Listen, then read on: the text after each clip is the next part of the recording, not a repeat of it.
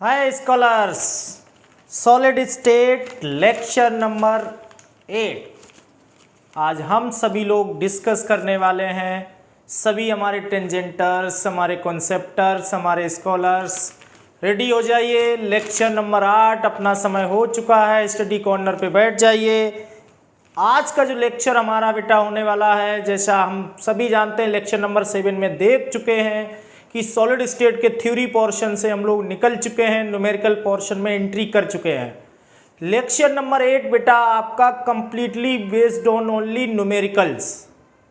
आज का जो लेक्चर है यहाँ पे हम लोग न्यूमेरिकल्स को ही डिस्कस करने वाले हैं, हर टाइप के न्यूमेरिकल्स की बात करेंगे आज के लेक्चर में। तो बहुत ही अच्छा और बहुत ही इम्पोर्टेंट आज का लेक्चर है।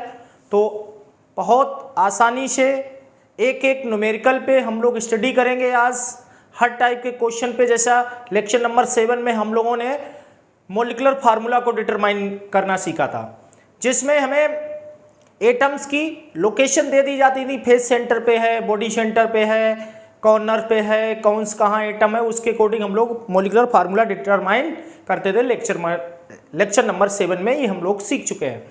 तो आज कहीं न कहीं कुछ टेक्निकल क्वेश्चन और भी हम लोग ड्राइव करेंगे। आज भी हम लोग मॉलिक्यूलर फार्मूला को ड्राइव करेंगे।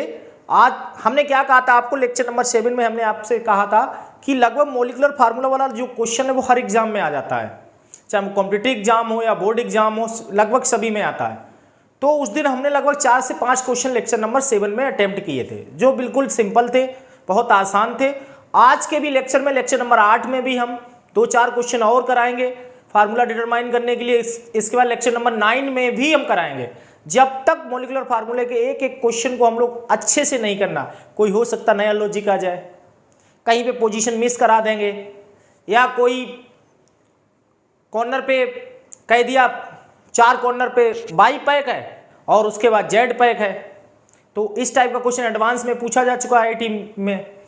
तो कहीं न कहीं मॉलिक्यूलर फार्मूले से तमाम क्वेश्चन आते रहेंगे। तो हर लेक्चर में अब आने वाले जितने भी लेक्चर सॉलिड स्टेट के होंगे, मैं 1-2 क्वेश्चन आपको कराऊंगा और 1-2 घर पे करने के लिए भी दूंगा। तो मॉलिक्यूलर फार्मूला वाला अपना इसी तरह से फंडा चलता रहेगा। और आज के लेक्चर जो होने वाले हैं, आज के लेक्चर में जो हमारे क्वेश्चंस होने वाले हैं वो उसमें जैसे हम लोग डेंसिटी कैलकुलेट करना सीखेंगे यूनिट सेल्स में, calculation involving in unit cell हमारा टॉपिक होगा। और उसी में आर एंड ए जो हम लोग बीसीसी, एफसीसी, तमाम यूनिट सेल्स में जो रिलेशन ड्राइव कर चुके हैं उन पे बेस्ड न्यूमेरिकल होने वाले हैं। तो कंप्लीटली लेक्चर नंबर 8 आज हमारा होने वाला है। और ये क्या है, based on numericals, based on numericals. पूरा लेक्चर आज ये न्यूमेरिकल्स पे बेस्ड होने वाला है, इसलिए स्पेशल हो जाता है। अच्छे से नोट्स बनाएं, एक एक क्वेश्चन को कैलकुलेट करें और अच्छे से प्रैक्टिस करें, क्योंकि 2 क्वेश्चन जरूर बेटा आते हैं सॉलिड स्टेट में।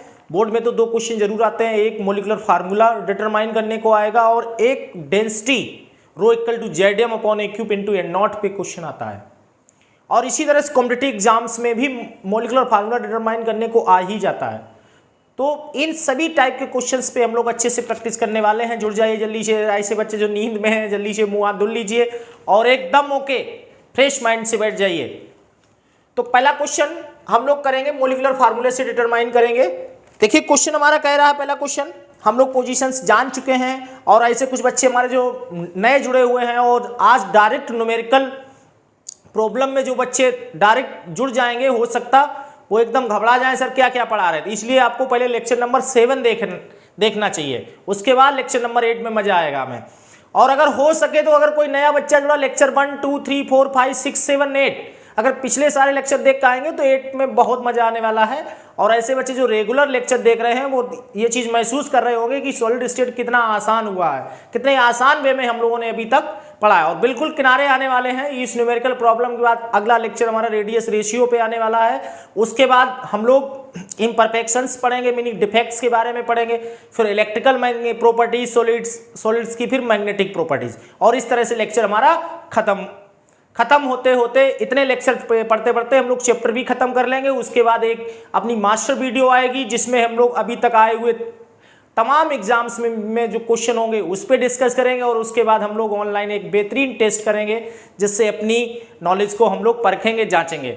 तो इस तरह से जुड़े रहिए सभी, और जल्दी से टेंजेंटर्स प्लेटफॉर्म को सब्सक्राइब कर लीजिए जिससे, और बेल आइकन को दबा लें, आपको समय से नोटिफिकेशन मिलता रहे। पहला क्वेश्चन हमारा आज है, a solid has structure in, a solid has,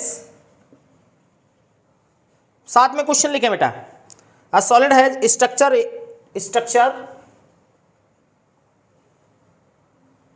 structure in which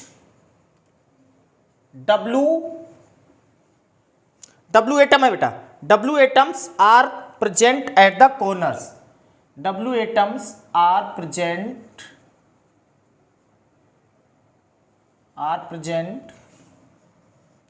eight the corners. Okay, W कहाँ है? कॉर्नर्स पे है। फिर कह रहा है O atoms located at the cube edge, O atoms located at the cube edge. आगे question में बढ़ेंगे। आगे अब हमारा क्वेश्चन कह रहा है and Na atoms present at the cube centres, Na atom present at the cube centre, है ना बेटा। डिटरमाइन द मोलिकुलर फार्मूला, या फिर what is the molecular formula, molecular formula of crystalline solid.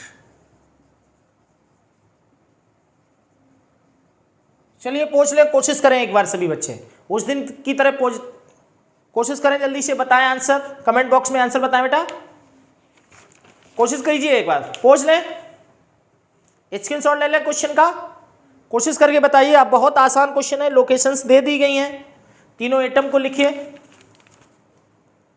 Practice आपको करनी है ना। चलिए बताइए जल्दी, डिस्कस करें।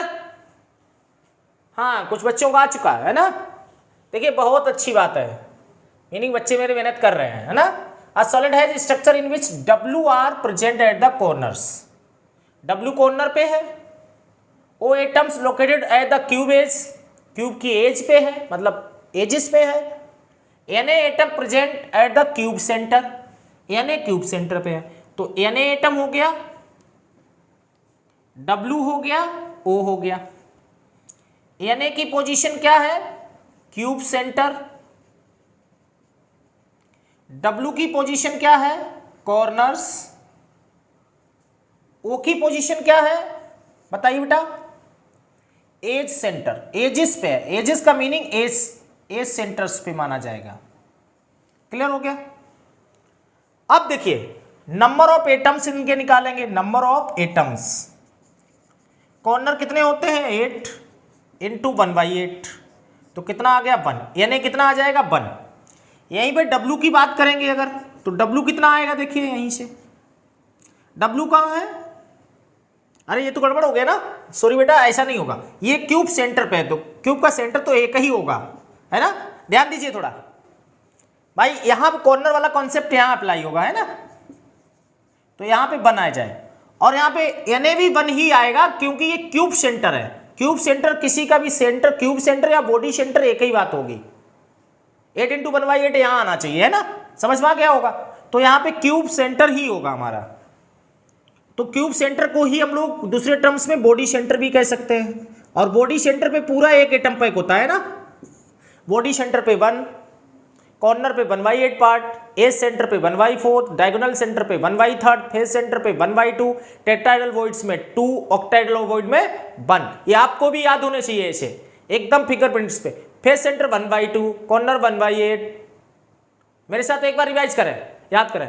Face centre 1/2, corner 1/8, edge centre 1/4, diagonal centre 1/3, body centre 1, tetrahedral void 2, octahedral void 1। जल अच्छे से याद कर ले, क्योंकि ये जो क्वेश्चन आता है डिटरमाइन फार्मूला इसी पे बेस्ड होता है बेटा, जिससे हमारा क्वेश्चन गड़बड़ ना हो। तो यहां से कॉर्नर पे भी आ गए। अब एज सेंटर की बात, एजिस कितनी होती हैं? 12 एजिस होंगी, लेकिन 1/4 पार्ट होगा, तो ये हमारे कितने आ जाएंगे? हमारे 3 आने वाले हैं। तो Na ratio W ratio O कितना आ जाएगा? 1:1:3। तो molecular formula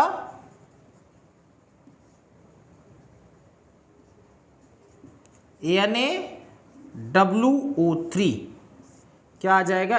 NaWO3 molecular formula क्या आने वाला है? NaWO3। ये मोलिकुलर फार्मूला आ जाएगा हमारा। आया किसी का सही? जिसका भी सही आया ओके लिख के भेजें कमेंट बॉक्स में। यस, पहुंच ले, जल्दी करें। अगला क्वेश्चन करते हैं फिर, जल्दी बेटा, फिर अगला क्वेश्चन करेंगे। ओके, मजा आया? यस, चलिए अगला क्वेश्चन करेंगे हम।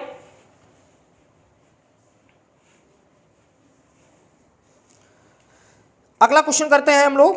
देखिए, a unit cell consist of, देखिए क्वेश्चन है, a unit cell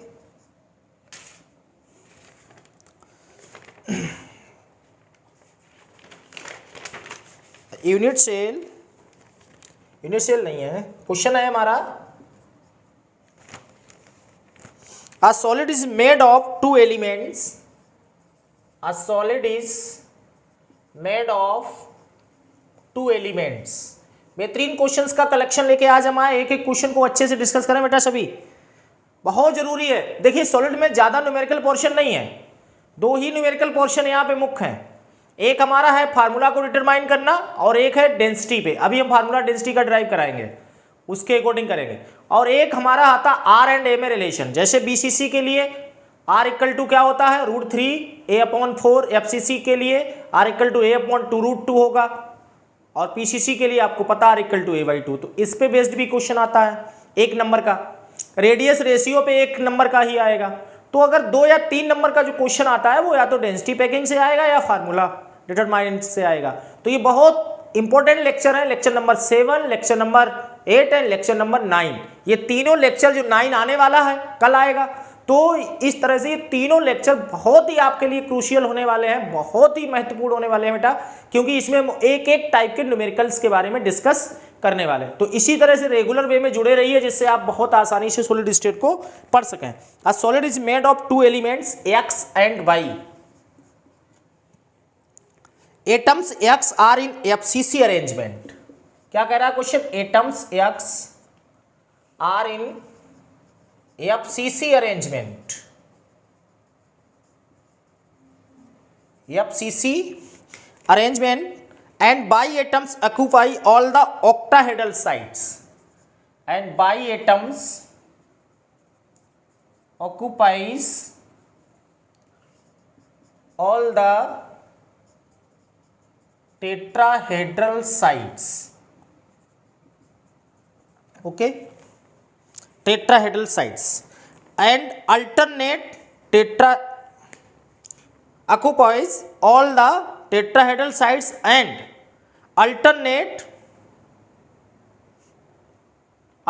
tetrahedral sites occupies all the tetrahedral sites। what is the molecular formula of the compound? alternate word नहीं है बेटा। what is the molecular formula? what is the molecular formula? Simple हो गया, कोशिश करें एक बार, जल्दी बताएं। what is the molecular formula? आसान है बहुत। ऑफ सॉलिड, बताइए, 2 एटम्स हैं, आंसर बताएं। इस क्वेश्चन को अपने आप करेंगे बेटा, बहुत सिंपल है। A solid is made of 2 elements x and y। Atoms x are in FCC arrangement and y atoms occupies all the tetrahedral sites. What is the molecular formula of the solid? तो बताइए, ये अपने आप करेंगे। तो tetrahedral bond है और एक हमारा कौन है? देखिए बाई जो टेट्राहेड्रल पे है और x कॉर्नर पे हो जाएगा, क्योंकि फॉर्म CCP अरेंजमेंट या फिर FCC अरेंजमेंट। तो जो CCP या FCC अरेंजमेंट बनाता है, कहा गया यहाँ लोकेशन पोजीशन तो दी नहीं गई, कॉर्नर तो लिख के नहीं दिया गया, तो कहे दिया जाता है कि वो क्यूबिक फॉर्म बना रहा है। लेक्चर नंबर 7 में बताया था कि वो एक क्यूबिक स्ट्रक्चर बना रहा है, BCC बना रहा है। इस तरह से कहे दिया जाए, उसका मीनिंग वो कॉर्नर पे ही माना जाएगा। तो x कॉर्नर पे हो जाएगा और हमारा बाई बॉडी सेंटर पे हो जाएगा, और सॉरी बॉडी सेंटर पे नहीं, क्या है, टेट्राहेड्रल साइड पे हो जाएगा, और आसानी से हम लोग फार्मूला ड्राइव कर लेंगे। ओके, तो ये क्वेश्चन नंबर ये आप लोग करेंगे और आसानी से फार्मूला जो भी आता है वो हमें आंसर में बताएंगे, चाहे अपने टेंजेंटर्स ग्रुप में बता दीजिए या फिर कमेंट बॉक्स में बताइए, ठीक है। चलिए, तो इसके बाद अगला क्वेश्चन हम लोग फिर करने वाले हैं। अच्छा क्वेश्चन है, तो देखते हैं। इन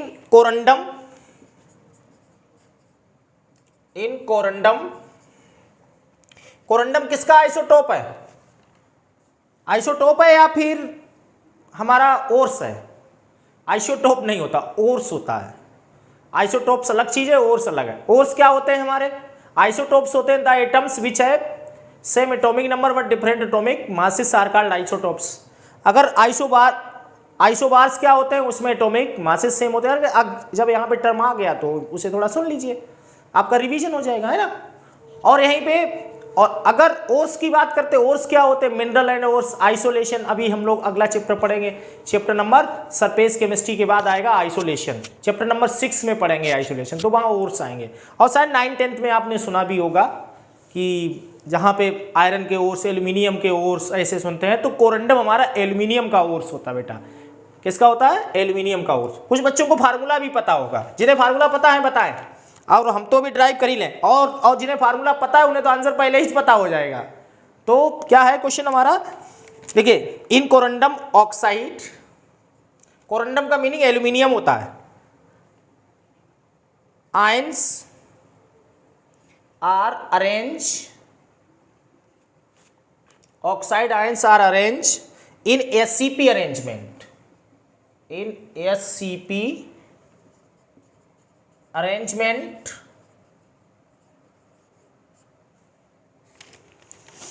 and aluminium ions are occupy 2y and aluminium ions are occupy 2/3 of tetrahedral voids, tetrahedral voids, है ना। कुछ बच्चे देखिए ग्रुप पे भेज चुके हैं आंसर पहले वाले का, बहुत अच्छी बात बेटा। 2/3 of tetrahedral voids. What is the formula of the corundum? अब क्या है? What is the formula of corundum? अरे कुछ को तो याद ही होगा यार डायरेक्ट, है ना। तो फार्मूला क्या होने वाला है आप लोग बता सकते हैं, अपने आप कर लेंगे कि हमें बताना पड़ेगा। In corundum oxide ions, corundum oxide ions, oxide ion मतलब ये कहाँ है? अरेंजमेंट इन एससीपी, मतलब कहाँ हो जाएगा? कॉर्नर पे। और एल्यूमिनियम आयंस कहाँ हो जाएगा? 2/3 ऑफ द टेट्राहेड्रल वॉइड। तो एल्यूमिनियम आयन बेटा क्या होता है? Al3+, और ऑक्साइड आयन क्या होता है हमारा? 2-। तो इस तरह से इनकी पोजीशन है। अब देखिए यहाँ पे बेटा क्या होता है, अब जैसे Al3+ आएगा 2-, तो ये जो इन पे चार्ज आता है इसका कोई यहाँ पे मतलब नहीं है। ऐसे मतलब तो बहुत कुछ है, हम लोग फार्मूला बनाते थे, लेकिन यहाँ पे इसके अकॉर्डिंग फार्मूला नहीं बनाया जाएगा, चार्ज के अकॉर्डिंग फार्मूला नहीं बनाएंगे। जो लोकेशन दी जाएगी, जो एटम्स निकल के आएंगे उसी के अकॉर्डिंग फार्मूला बनाएंगे हम लोग, इस बात का स्पेशल ध्यान रखेंगे। तो Al3+ O2-, तो यहाँ पे Al3+ का है 2/3 ऑफ ये टेट्राहेड्रल वॉइड। और O2- का मीनिंग क्या है यहाँ पे? एससीपी लेटिस, तो मीनिंग ये कॉर्नर पे हो जाएगा। तो यहाँ पे नंबर ऑफ एटम्स या आयंस जो भी जिसके होंगे कहाँ पे कितने हैं वो हम लोग निकाल सकते हैं यहाँ पे। तो यहाँ देखिए बेटा 2/3 इंटू टेट्राहेड्रल वॉइड में 2 आते हैं तो 4/3 आ जाएगा, ये आ जाएगा। और यहाँ पे देखिए 8 इंटू 1/8 कितना हो जाएगा? 1। तो Al रेशियो O कितना आ जाएगा? 4/3 तो इसे चेंज करेंगे तो ये कितना आ जाएगा? 4/3 आ जाएगा। कितना आने वाला है? 4/3 आ जाएगा। तो यहाँ से हमारा जो फार्मूला आने वाला है, थोड़ा सा ध्यान दीजिए यहाँ पे। तो यहाँ पे क्या कहा गया? In corundum oxide ions are the arrange NCP arrangement, aluminium are occupied 2/3 of the tetrahedral void, what is the formula of organic meaning corundum. तो यहाँ से हमने 2/3 रखा, कॉर्नर पे 8 इंटू 1/8 आ गया। तो यहाँ से फार्मूला हमारा 4/3 आ जाएगा। तो 4/3 मतलब ये तो फिर Al4O3 आ जाएगा, इसका मतलब ये गलत हो जाएगा। तो थोड़ा सा यहाँ पे, क्योंकि जो कोरंडम का फार्मूला होता है जनरली सबको याद होगा, वो क्या होता है Al2O3 होता है, लेकिन इसके हिसाब से यहाँ पे फार्मूला हमारा गलत आ रहा है, Al4/3 आ जाए। तो इसका मीनिंग कहीं ना कहीं क्वेश्चन में हमारा गड़बड़ थोड़ा है। क्वेश्चन में गड़बड़ बेटा कहाँ पे हो रहा है, थोड़ा सा हमें लग रहा है 2/3 ऑफ टेट्राहेड्रल वॉइड की जगह हम लोग क्या करते हैं, ऑक्टाहेड्रल वॉइड्स कर देते हैं, ऑक्टाहेड्रल वॉइड्स कर देते हैं हम लोग। और ऑक्टाहेड्रल वॉइड के करने से क्या होगा, आपका क्वेश्चन सही हो जाएगा। तो यहाँ पे टीबी की जगह क्या आ जाएगा, ओबी हो जाएगा, है ना। तो ऐसी कोई बड़ी बात नहीं हो गई है कि यहाँ पे ऑक्टा की जगह हमारा क्या हो गया ना, टेट्रा, तो यहाँ 1 आ जाएगा, तो यहाँ 1, तो यहाँ 2/3 आ जाएगा, है ना। तो आंसर 2:3। तो मोलिकुलर फार्मूला कितना आ जाएगा हमारा, बिल्कुल सही आ जाएगा। क्या आ जाएगा बेटा, अब आप लोग जान सकते हैं Al2O3। तो ये क्वेश्चन सही होगा हमारा, बिल्कुल, है ना।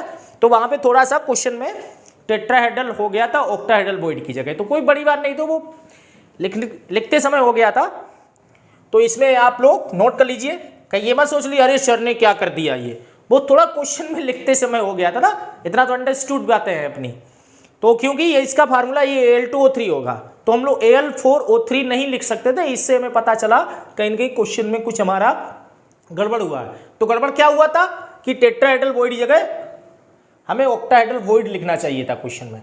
फोर्स ले, स्क्रीनशॉट ले ले, जल्दी से आगे बढ़ते हैं। अब हम लोग क्वेश्चन आगे करेंगे अपना, हो गया, ओके, आगे बढ़े। तो इस तरह से आज हमने लगभग 3 क्वेश्चंस मोलिकुलर फार्मूले पे कर लिए हैं, और कम से कम 3 से 4 किए थे। अब दो एक क्वेश्चन हम लोग अगले लेक्चर में डिस्कस कर लेंगे। और आप भी अपनी बुक्स जो भी एनसीईआरटी या एनसीईआरटी एक्सप्लोरर या कोई एडवांस बुक है उससे ये क्वेश्चन करिए, खूब मोलिकुलर फार्मूला बनाइए। और कोई नए टाइप का क्वेश्चन आता है या किसी में समस्या होती है तो अपने टेजेंटस ग्रुप पे हमें भेजिए, डिस्कस करिए, मैं आपको बताऊंगा अगर कोई भी समस्या होती है तो, किसी भी टाइप के क्वेश्चन में मोलिकुलर फार्मूला। आज अब जो हमारा टॉपिक है, आगे जो होने वाला टॉपिक है वो है प्रॉब्लम्स। यहां पे हम लोग problems involving in unit cell, unit cell में प्रॉब्लम। और कौन सी यूनिट सेल होगी ये तो आप जान ही चुके, अब तो क्यूबिक ही होगी क्योंकि मोस्ट सिमेट्रिकल फॉर्म होती है। तो इसके अंदर कुछ प्रॉब्लम्स इन्वॉल्विंग होंगी, मतलब कई तरह के क्वेश्चन हमसे पूछे जाएंगे यहाँ पे। तो उन क्वेश्चंस को हम लोग डिस्कस करेंगे यहाँ पे। कहीं एज पूछी जाएगी, तो कहीं डेंसिटी पूछी जाएगी, कहीं मोलिकुलर मास पूछेंगे, कहीं टाइप ऑफ यूनिट सेल पूछेंगे, कहीं यूनिट सेल में एटम्स पूछे जाएंगे, मतलब तमाम क्वेश्चन, बहुत सारे क्वेश्चंस पूछे जाएंगे तरह तरह से। तो इस टाइप से यहाँ पे मैं डिस्कस करने वाला हूँ, और बहुत इंपॉर्टेंट होता है, और यहाँ पे थोड़ा कैलकुलेशन ही हैवी है, अदरवाइज क्वेश्चन आसान है और एग्जाम में आता भी है। तो सीख लीजिए यहाँ पे। तो यहाँ पे अगर हमने इसकी लेंथ को कितना लेट कर लिया है, ए लेट कर लिया। अब ये यूनिट सेल किस टाइप की होगी, हमारी ये यूनिट सेल क्यूबिक होगी, किस टाइप की होगी, हो सकता पीसीसी हो सकता बीसीसी हो सकता एफसीसी हो, कोई भी हो सकती है। अब वो डिफरेंट क्वेश्चंस में अलग अलग दी जाएगी। अगर पीसीसी है तो एटम हमारा 1 होगा, बीसीसी है एटम 2 होंगे, एफसीसी है तो एटम 4 हो जाएंगे। तो ये क्वेश्चन पे जो डिमांड होगी उसके हिसाब से number of atoms unit cell में यहाँ पे होंगे हमारे। तो बेटा याद रखेंगे। अब सबसे पहले हम लोग निकालते हैं वॉल्यूम ऑफ यूनिट सेल। तो क्या आ जाएगा, ए क्यूब है ना, ए क्यूब हो जाएगा। अब यहां पे हम लोग लेट कर लें, let molar mass of unit cell, वो हमने कैपिटल एम लेट कर लिया। मोलर मास कितना मान लिया, कैपिटल एम। अब यहां पे थोड़ा सा हम लोग बेटा मोल कॉन्सेप्ट को यूज करेंगे। मोल कॉन्सेप्ट क्या कहता है कि जो मोलर मास होता है उसमें कितने कॉन्स्टिट्यूट पार्टिकल होते हैं, 6.02 × 10⁻23 कॉन्स्टिट्यूट पार्टिकल। या फिर एटम्स होंगे हमारे। यही भाई कहता है एटॉमिक मॉलिक्यूलर मास में। इसे क्या कहते हैं? Avogadro number. एवोगेड्रोस नंबर किससे इंडिकेट करते हैं? एन नॉट से इंडिकेट कर ले या फिर इसे एन ए से भी इंडिकेट किया जाता है। डिफरेंट बुक्स में डिफरेंट तरह से इंडिकेशन होता है बस। अब बेटा इतने सारे एटम्स का तो मास इतना है, और अगर हम एक एटम का निकालें तो कितना होगा? तो meaning mass of 6.02 into 10⁻23 atoms का कितना होगा? एम, क्योंकि पूरे यूनिट का एम लेट किया, एटम पैक तो इसी के अंदर होंगे, तो ये इतने का हो गया। तो mass of 1 atom M upon N naught आ जाएगा। एन नॉट का मीनिंग इसकी जगह हमने क्या रख दिया? एन नॉट रख दिया या एन ए रख देंगे, तो ये एक एटम का मास आ जाएगा यहाँ पे हमारा। तो यूनिट सेल का मास कितना? देखिए मोलर मास में इतने एटम होते हैं, तो एक एटम का मास कितना होगा ये हमने निकाल लिया। अब यूनिट सेल में कितने एटम पैक हैं? या तो पीसीसी होगी या बीसीसी होगी या एफसीसी होगी। तो अभी तो हमें पता नहीं कौन सी है, तो हम लोग जेड मान लेते हैं। नंबर ऑफ एटम्स कितने मान लेते हैं? जेड। तो therefore mass of unit cell कितना हो जाएगा? हमने एटम्स इसमें कितने मान लेते हैं? जेड मान लेते हैं। अभी जेड एटम्स लेट कर लो। अब जो क्वेश्चन में होगा, अगर पीसीसी है जेड वैल्यू 1 हो जाएगी, बीसीसी है जेड वैल्यू 2 हो जाएगी, एफसीसी है तो जेड वैल्यू 4 हो जाएगी। तो एक एटम का जब मास हमारा इतना निकल गया है, तो जितने एटम्स होंगे उनका कितना आएगा? Z into M upon N naught हो जाएगा। आया समझ में बेटा? तो ये मास ऑफ यूनिट सेल आ गया। अब हमें निकालनी क्या? डेंसिटी। तो डेंसिटी इक्वल टू क्या होता है? Density of unit cell. कैसे निकालेंगे? तो rho equal to mass of unit cell upon volume of unit cell. इस तरह से हम लोग रख देंगे यहाँ पे mass of unit cell upon volume of unit cell. तो rho equal to mass of unit cell कितना आ चुका है? Z into M upon N naught, और वॉल्यूम कितना आएगा? आ जाएगा हमारा ए क्यूब। आ चुका ना? तो फार्मूला क्या बन गया? Rho equal to Z M upon a cube into N naught. बस इसी फार्मूले को हम सबको याद रखना है, इसी से क्वेश्चन आएगा, याद रखिएगा बेटा। जल्दी से इसको आंसर ले लें। ये सब ड्राइव करने को नहीं आने वाला है, हमने आपको बता दिया, ड्राइव करा दिया है, लेकिन एग्जाम में नहीं आता है। एग्जाम में आपको ये केवल फार्मूला पता होना चाहिए। Rho equal to Z M upon a cube into N naught, ये याद होना चाहिए आपको। इस पे क्वेश्चन आएगा, इसी पे क्वेश्चन, इसी पे न्यूमेरिकल आना है।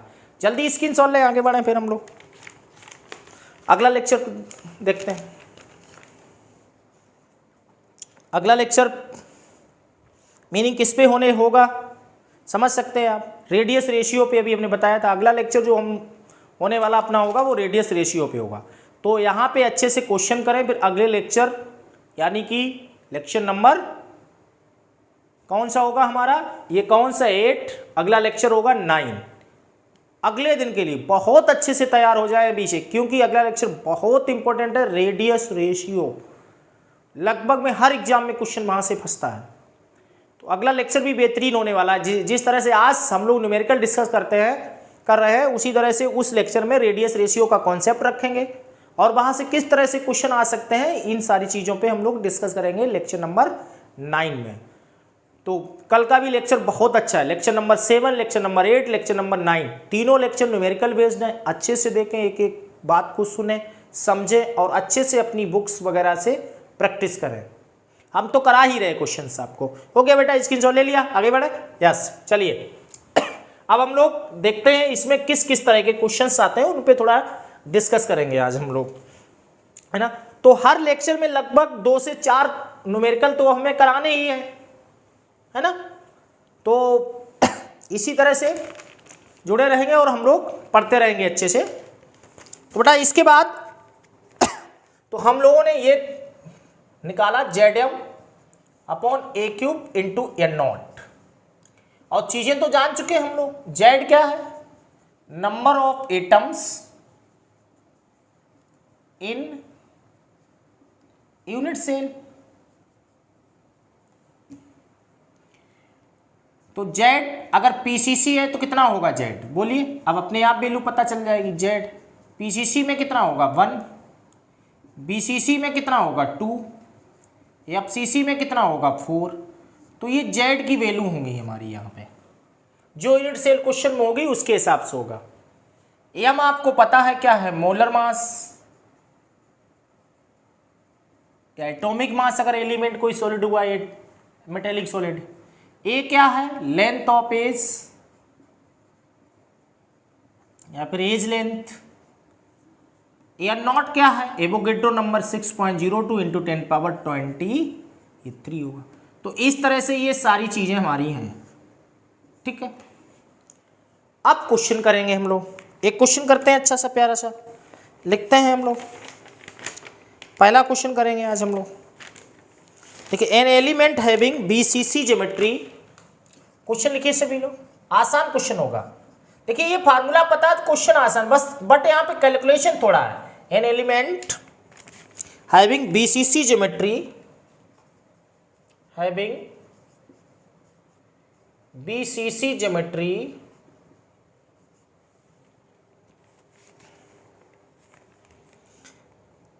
having BCC geometry has atomic mass 50 gram. Calculate the density of the unit cell. क्या क्वेश्चन आगे, calculate the density of unit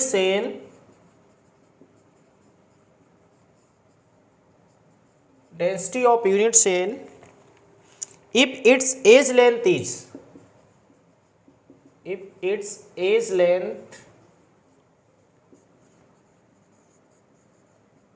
age length is 290 picometre,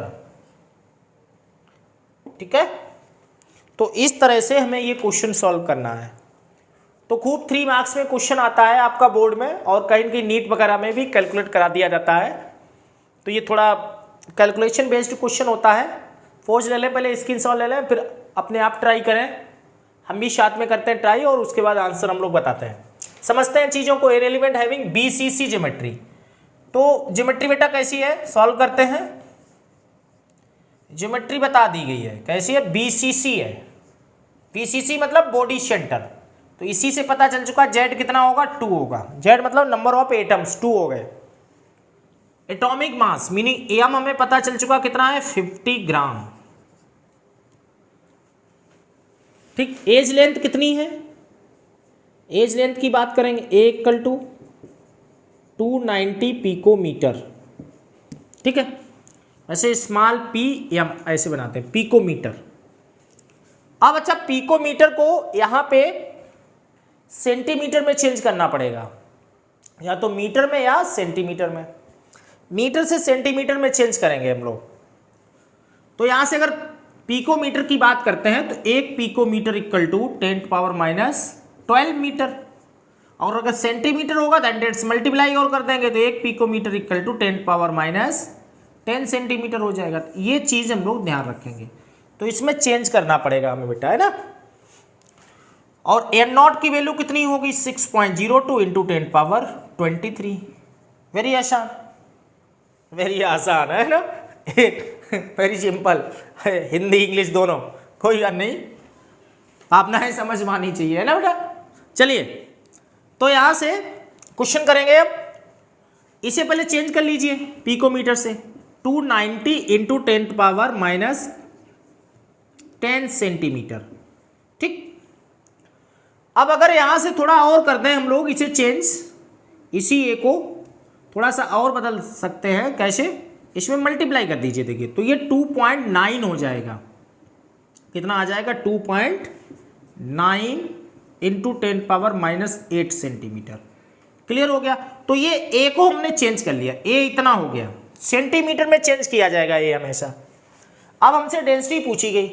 अब सिंस रो इक्वल टू क्या फार्मूला है, Z M a cube into N naught, है ना, simple हो गया बिल्कुल बच्चों की तरह, बस कैलकुलेशन है। जेड वैल्यू कितनी हो जाएगी, BCC की वजह से 2 हो गई है ना बेटा। एम कितना हो जाएगा 50 ए क्यूब मीनिंग 2.9 इंटू 10⁻⁻8 का whole cube into N naught 6.02 into 10⁻23। अब बेटा यहां पे थोड़ा होशियारी से कैलकुलेशन आपको करनी चाहिए। अब बड़े बच्चे आप हो गए हैं, थोड़ा सा होशियारी से कैलकुलेशन करनी। क्यों? अगर आप 2.9 का अगर हम 3 बार मल्टीप्लाई करेंगे बहुत समस्या में फंस जाएंगे। यहाँ तो 10⁻24 हो जाएगा भाई, 3 बार करेंगे 10⁻24 और 2.9 का 3 बार करना है तो 2.9 इंटू हमारा 2.9 इंटू 2.9 तो बहुत दिक्कत होगी। अगर ओवरऑल इसे हम लोग 2.9 है तो इसकी नियरेस्ट वैल्यू क्या होगी 3 हो जाएगी। तो 3 हो जाएगी तो 3 का कर दीजिए डायरेक्ट, तो कितना आ जाएगा 27। ये थोड़ा सा दिमाग लगा दीजिए, 2.9 का कितना कर देंगे, थोड़ा 3 मान लीजिए और लगभग अप्रोक्सीमेट में तो आंसर पहुंच ही जाएगा हमारा। इतना बड़ा फर्क यहाँ नहीं डालेगा ये हमारा। तो यहाँ से हम लोग कर सकते हैं, ये तो 100 होने वाला है बेटा अपॉन, इसे हम लोग 2.9 का होल क्यूब हो जाएगा और यहाँ 10⁻24 इंटू, और ये कितना आ जाएगा यहाँ से इंटू कितना होगा 6.02 इंटू 10⁻23 और ये यहाँ से 10⁻24 आ गया। तो अब आप देखेंगे ये पावर खत्म होगी, 10⁻1 बचेगा। रो इक्वल टू कितना आ चुका होगा 100 इंटू, अब यहाँ 10⁻1 बचेगी क्योंकि यहाँ 10⁻24 है, यहाँ 10⁻23 है, तो 10⁻1 बचेगी। इसे ऊपर कर देंगे, ये ऊपर पहुँच जाएगा ऊपर, तो ये 10 प्लस में आ जाएगा। और नीचे 2.9 का होल क्यूब है तो 2.9 का 3 बार करने बजाय यहाँ पे 3 मान के 27 का करता है और क्या आ जाएगा 6.02 आ जाएगा। इस तरह से इसे बेटा सॉल्व कर लेंगे, ये 1000 आ जाएगा और यहाँ 6.02 आ जाएगा और इंटू 27।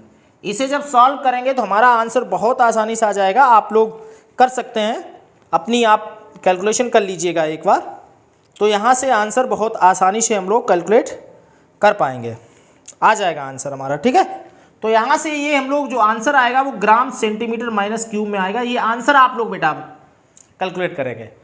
स्क्रीनशॉट ले लें जल्दी से, आगे बढ़। अब कुछ नहीं बचा है इसमें, आप लोग डिवाइड कर सकते हैं, बस आ जाएगा आंसर। लगभग कितना आएगा आप लोग देख सकते हैं। इसका जब मल्टीप्लाई कर देंगे हम लोग तो 6 टाइम कर देंगे, लगभग 6 ही है, ये 2 आ जाएगा, ये 162 और ये लगभग हमारा 6 पॉइंट में आंसर कुछ आएगा। किस में आएगा 6 पॉइंट में लगभग आंसर हमारा आना चाहिए। जो भी आता है वो आप हमें कमेंट बॉक्स में बताइएगा, ग्रुप में बताइएगा। ठीक है बेटा, आगे बढ़े। यस, हो गया, स्क्रीनशॉट ले लिया, हो गया, स्क्रीनशॉट लिया। किसी का आंसर आया हो तो जरूर बताएं, शेयर करें आंसर। लगभग में बता दिया हमने कितना आने वाला है ना। तो यहाँ पे थोड़ा सा देखिए बेटा, फार्मूला तो एक ही है, rho equal to Z M upon a cube into N naught, value यहीं से निकालनी है। बट हमें करना क्या, थोड़ा जो कैलकुलेशन करनी है इसमें थोड़ी होशियारी दिखाइएगा, वरना आप पॉइंटों में फंस जाएंगे और आप लगे रहेंगे क्वेश्चन को ओवरऑल कर भी नहीं पाएंगे। तो ये थोड़ी चालाकी दिखानी है आपको, और बात बाकी चीज़ें ठीक हैं, कोई दिक्कत नहीं है। अगला क्वेश्चन करते हैं, देखिए इसी पे क्वेश्चन नंबर 2। चलिए, the density of chromium metal is, the density of chromium metal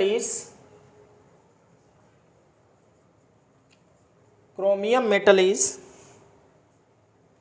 7.2 gram centimetre per centimetre cube. if the unit cell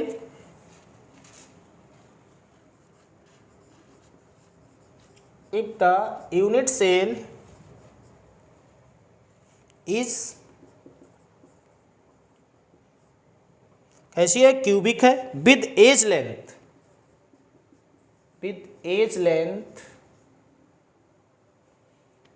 as length कितनी है, विद एज लेंथ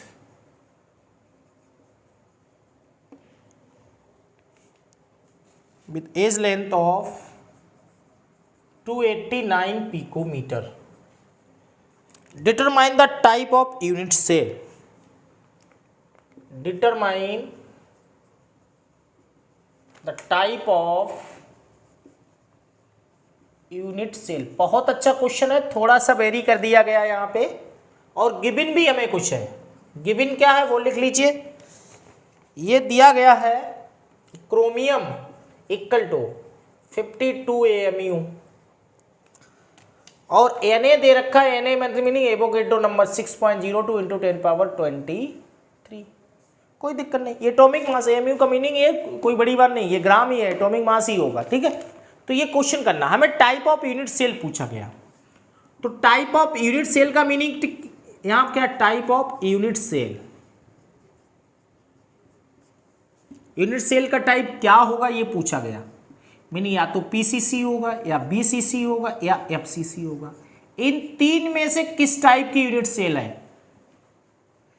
अगर पीसीसी होगा तो जेड की वैल्यू इक्वल टू 1 आनी चाहिए, BCC होगा Z की वैल्यू लगभग में 2 के इक्वल आनी चाहिए, लगभग में अगर पीसीसी के लिए लगभग में 1 के इक्वल आनी चाहिए, एफसीसी के लिए जेड इक्वल टू लगभग में 4 के नियरेस्ट आनी चाहिए। तो ओवरऑल क्या है, इस क्वेश्चन से हम क्या निकालने वाले हैं, जेड निकालेंगे, और जेड की वैल्यू के अकॉर्डिंग हम लोग क्या बता देंगे, टाइप ऑफ यूनिट सेल बता देंगे हम लोग। यार मजा आया, समझ भाई बात। तो टाइप ऑफ यूनिट सेल्स अगर ऐसे क्वेश्चन आता है तो देखिए रो इक्वल टू डायरेक्ट आ गया तो वैल्यू रख के कैलकुलेशन कर लेनी है, कोई समस्या है नहीं। लेकिन जब इस टाइप से आ जाए टाइप ऑफ यूनिट सेल, तो अब आपको पता है जेड निकालना है। अब जेड की वैल्यू अगर 1 के नियरेस्ट आती तो पीसीसी हो जाएगी यूनिट सेल, 2 के नियरेस्ट आएगी तो हमारी बीसीसी हो जाएगी, और अगर 4 के नियरेस्ट आएगी तो हमारी एफसीसी। बस क्वेश्चन, बस ये टेक्निक है इसमें, और कुछ नहीं है। तो यहाँ पे चीज़ों को हम लोग लिख लेंगे अब। तो डेंसिटी अब की बार गिवन है 7.2 इंटू 7.2 ग्राम पर सेंटीमीटर क्यूब। अब यहाँ पे लेंथ भी गिवन है, एज लेंथ 289 पिकोमीटर, तो सेंटीमीटर में कन्वर्ट करना पड़ेगा। 289 इंटू 10⁻10 सेंटीमीटर, और चेंज करें 2.89 इंटू 10⁻8 सेंटीमीटर हो जाएगा। तो ये हमारा ए आ गया, एक तरह से हम लोग कह सकते हैं। इसके बाद अगर बात हम लोग करते हैं और क्या गिवन है, एम भी गिवन है 52 ग्राम हो गया, एम को मीनिंग ग्राम के इक्वल हो जाएगा, एन नॉट भी गिवन है। अब हम लोग अप्लाई कर देंगे rho equal to Z M a cube into N naught, और हमें चाहिए क्या, अब यहाँ पे जान चुके हैं आप लोग, जेड चाहिए। तो देयरफॉर जेड इक्वल टू कितना आ जाएगा, अब आप बता दीजिए, rho into a cube into N naught upon M. Simple हो गया है ना, समझ में आया। तो इस तरह से अब हम जेड की वैल्यू यहाँ से कैलकुलेट कर देंगे, मीनिंग नंबर ऑफ एटम्स को हम लोग यहाँ से कैलकुलेट कर सकते हैं। चलिए वैल्यू रखते हैं सबकी। तो जेड इक्वल टू कितना, रो कितना है 7.2 इंटू ए क्यूब की वैल्यू रख दीजिए 2.89 इंटू 10⁻8। ये भी बेटा कोई बहुत बड़ा अंतर नहीं, क्यों देख सकते हैं 2.89 मतलब 2.9 के आसपास ही है, और 2.9 को हम लोग 3 मान के मीनिंग 27 मान के सॉल्व कर सकते हैं। लगभग में जिसके इक्वल आंसर आएगा वो हमारा उसके अकॉर्डिंग आंसर आ जाए। तो यहाँ पर 2.89 का अगर 3 बार करोगे तो कितने समस्या में फंसने वाले हो, है ना। तो यहीं पे होशियारी दिखानी है आपको। तो 2.89 मतलब 2.9 मीनिंग 3 के नियरेस्ट मान सकते हैं इसे। तो और अपॉन कितना आ जाएगा, यहाँ से 52 आ जाएगा। तो 7.2 इसे सॉल्व कर लेंगे, इसे 3 के इक्वल मान लेंगे तो ये 27 लगभग में आ जाएगा। और ये 10⁻24 इंटू 6.02 इंटू 10⁻23, तो ये कट जाएगा, ये 10⁻−1 बचेगा, नीचे 52 बचेगा। 10⁻−1 का मीनिंग क्या है, ये नीचे आ जाएगा 520 हो जाएगा। Z equal to 7.2 into 6.02 into 27/520। इसे बेटा हम लोग अब क्या कर लेंगे, सॉल्व कर लेंगे। जब हम लोग सॉल्व करेंगे तो जेड की वैल्यू यहाँ पे लगभग 2 के इक्वल आएगी। कितनी आएगी, 2 के। 2 के इक्वल आने का मीनिंग आंसर क्या हो जाएगा, BCC. Type of unit cell क्या हो जाएगा, बीसीसी। तो सॉल्व करने पे लगभग आंसर 2 के इक्वल आने वाला है, और हमने तुरंत बता देंगे कौन सी यूनिट सेल हो गई, बीसीसी हो गई। है था ना अच्छा क्वेश्चन। तो हमने ओवरऑल क्या आपसे कहा, क्वेश्चंस बहुत आसान है, क्वेश्चंस कठिन नहीं है। Formula rho equal to Z M upon a cube into N naught ध्यान रखना है। हमने ड्राइव किया लेकिन डेरिवेशन नहीं आता, केवल क्वेश्चंस आएंगे, तरह तरह से क्वेश्चंस पूछे जाएंगे इसी फार्मूले बेस पे। हो सकता है वॉल्यूम ऑफ यूनिट सेल पूछ दिया जाए तो आपको ए क्यूब निकालना है, हो सकता है एन नॉट ही पूछ दिया जाए, तो कई तरह से कुछ भी क्वेश्चन आएगा। इतने सारे जो हमारे पैरामीटर्स हैं यहाँ पे, रो है पैरामीटर, जेड है, एम है, ए क्यूब है, एन नॉट, इसमें से एक कोई पैरामीटर पूछा जाएगा, बाद बाकी पैरामीटर्स आपको दे दिए जाएंगे बस। तो इस तरह से ओवरऑल कैलकुलेशन है, हमारा क्वेश्चन ईजी है। इसी तरह से फार्मूला जो डिटरमाइन कर रहे थे पीछे, अभी आज भी 2-4 क्वेश्चन किए, लेक्चर नंबर 7 में भी किए, तो वो भी क्वेश्चन आसान है। उनमें क्या है, आपको अच्छे से ये पता होना चाहिए कि क्यूबिक यूनिट सेल में किस लोकेशन पे एटम का कौन सा पार्ट पैक होता है, तो वो भी क्वेश्चन आसान हो जाएगा। ये एग्जैक्ट पता होना चाहिए कि एज सेंटर पे 1/4 पार्ट ही एटम का पैक होगा, तो आप वो भी क्वेश्चन बहुत आसान हो जाएंगे। तो ये जो हमारे न्यूमेरिकल पोर्शन है, चाहे वो डिटर्मिनेशन ऑफ मॉलिक्यूलर फार्मूला हो या फिर ये हमारा डेंसिटी फार्मूले पे बेस्ड क्वेश्चन हो, दोनों आसान है, समस्या नहीं है। तो अच्छे से जो भी बुक्स आपकी है, एनसीईआरटी हो, एक्सप्लोरर हो या कोई एक्स्ट्रा एडवांस बुक है, तो उससे आप अच्छे से प्रैक्टिस कीजिए न्यूमेरिकल्स पे। उसके बावजूद भी अगर कोई समस्या आती है तो आप हमारे टेंजेंटस ग्रुप से जुड़े हुए हैं, भाई हमारा टेलीग्राम है, व्हाट्सअप टेंजेंटस केमिस्ट्री ग्रुप बना हुआ है। अगर नहीं जुड़े हैं तो आप हमारे नंबर पे हाई भेज दें, जो आपको डिस्क्रिप्शन बॉक्स में मिल जाएगा, मैं आपको जो ऐड कर लूँगा। और कोई क्वेश्चन या समस्या होती है उस पर आप शेयर करके हम लोगों से पूछ सकते हैं, शेयर आसानी से, तो किसी तरह की समस्या नहीं है। और उसके बावजूद भी है तो हमें कमेंट बॉक्स में डिस्कस हम लोग कर सकते हैं। तो हम सब मिलकर बहुत अच्छे से तैयारी करने वाले हैं। इस सेशन में बहुत ब्लास्टिंग परफॉर्मेंस देने वाले हैं हम लोग हैं, मज़ा आने वाला है। तो इस तरह से हम लोगों ने ये भी इस चीज़ों को भी समझा, इस फार्मूले को भी अप्लाई करना सीख लिया। तो अपनी अपनी बुक सबसे पहले तो बेटा एनसीईआरटी को ही हमें नींव बनानी है, उसके एक एक क्वेश्चन को, चाहे इंटेक्स क्वेश्चन हो, एग्जाम्पल्स हो, एक्सरसाइज क्वेश्चन हो, एक एक क्वेश्चन को करना है, उसके बाद आगे हम लोग बढ़ेंगे। तो इस लेक्चर में हम लोगों ने यहाँ पे डेंसिटी बेस्ड क्वेश्चंस भी कर लिए हैं, और लेक्चर नंबर 9 में रेडियस रेशियो को पढ़ेंगे, उस पर क्वेश्चंस करेंगे। और जो भी एक दो अगर ट्रिकी हमें कोई क्वेश्चन मिलता मॉलिक्यूलर फार्मूला बनाने पे, तो उस पर भी डिस्कस कर लेंगे। तो ऐसे ये हमारा चलता रहे। और सॉलिड स्टेट धीरे धीरे किनारे पहुँचता हुआ हम लोग लगभग में सॉलिड स्टेट को फिनिश करने वाले हैं। लगभग 3 से 4 लेक्चर और आएंगे, उसके बाद सॉलिड स्टेट हमारा खत्म हो जाएगा। तो समझ में आया बेटा, पढ़ते रहिए इसी तरह से। आपको 1-2 क्वेश्चन क्या घर के लिए दे दूं, लिख लीजिए, चलिए दे देते हैं 1-2 क्वेश्चन। स्क्रीनशॉट ले लिया होगा इसका, है ना, ले लीजिए। चलिए तो घर के लिए 1-2 क्वेश्चन दे देता हूं, मैं उनका आंसर भी बता दूंगा, तो आप अपना कैलकुलेशन करके आप अपना निकालिए। आंसर सही आता है तो आप बेस्ट है, अच्छे हैं, है ना। कोई समस्या थी बताइए। तो 1-2 क्वेश्चन कर लेते हैं हम लोग। तो पहला क्वेश्चन है, होमवर्क में लिख लीजिए, an element having BCC geometry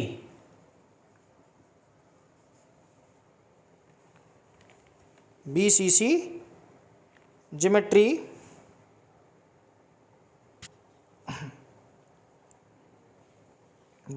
geometry, atomic mass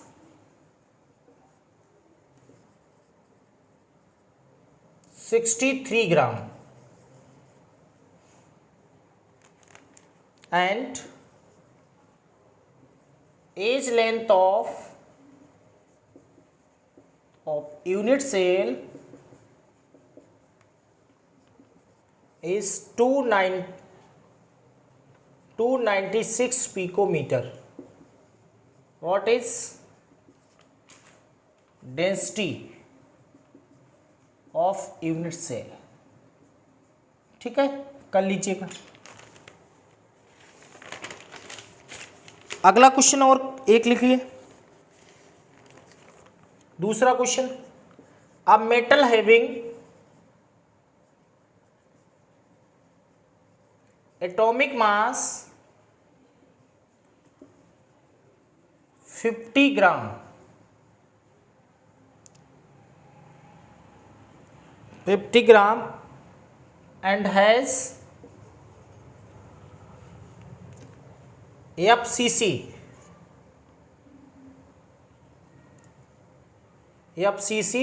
closed packed structure.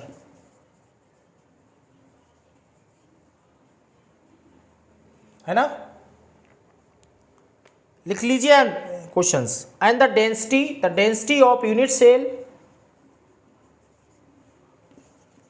The density of unit cell is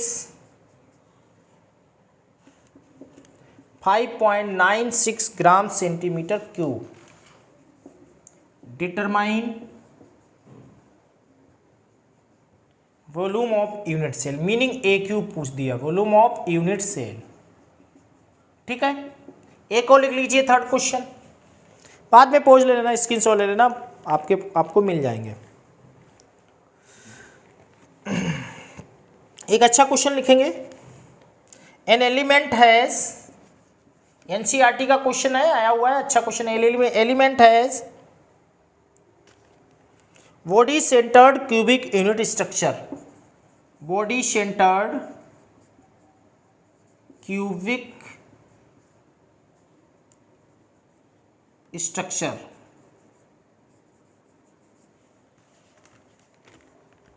with a cell age of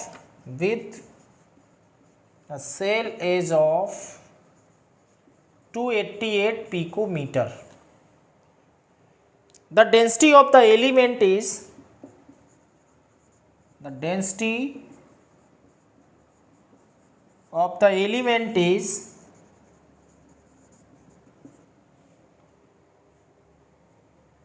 7.2 ग्राम पर सेंटीमीटर क्यूब.